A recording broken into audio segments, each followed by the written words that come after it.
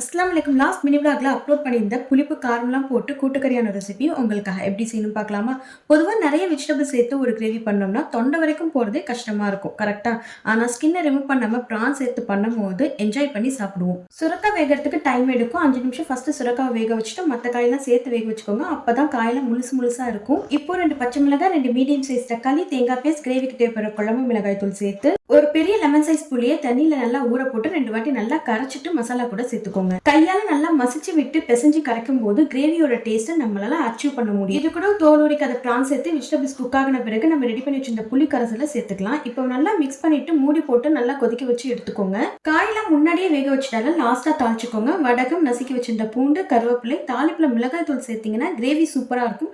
பார்க்கறதுக்கும் கலர்ஃபுல்லா இருக்கும். இப்போ தாளிச்சுட்டு கொதிக்கிற கிரேவில சேர்த்தீங்கன்னா காய் பிரான்லாம் மிதக்க மிதக்க சூப்பரான கூட்டுக்கறியானும் ரெடி ஆயிடும். நான் உங்களுக்கு ஒன்று சொல்ல மறந்துட்டேன். ரைஸ் கூட பிரான் வச்சு சாப்பிடும் போது ஒரு ப்ரொசீஜர் இருக்கு. பிரான் ஒரு சிக் பண்ணிட்டு ஸ்கின்னை பீல் பண்ணிட்டு சாப்பிட்டு பாருங்க. டேஸ்ட் அட்டகாசமா இருக்கும். லைக் பண்ணிட்டு பிடிச்சிருந்தா லைக் பண்ணிக்கோங்க. மறக்காம ஷாஸ் கிச்சனை சப்ஸ்கிரைப் பண்ணிக்கோங்க.